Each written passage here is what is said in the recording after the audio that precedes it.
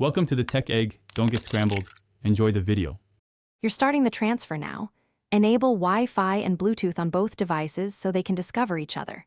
On your Android, open the app you'll use to send, nearby share alternatives, or a third-party transfer app, and pick the file or photos. Make sure the iPhone stays unlocked and Bluetooth visible. This helps the two devices establish a secure peer connection. Once the Android lists the iPhone, tap to initiate the handshake and prepare to accept on the iPhone. Now focus on the transfer. On Android, select the files and choose Send or Share, then pick the discovered iPhone as the recipient. You'll see a connection prompt on the iPhone. Accept it and select whether to save photos to Photos or open documents and files. If Bluetooth seems slow, make sure Wi-Fi Direct or a local hotspot connection is used for higher throughput so large files move faster.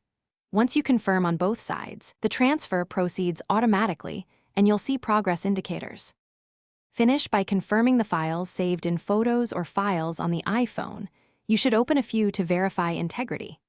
If transfers fail, send smaller batches or compress large files first. This avoids timeouts. Make sure both devices stay awake, and if discovery disappears, toggle Wi-Fi or Bluetooth off and on, or restart both devices to clear stale connections. One key tip: check that any battery saving mode is off because it can block background transfer. Thanks for watching. Consider subscribing if I helped unscramble your problems.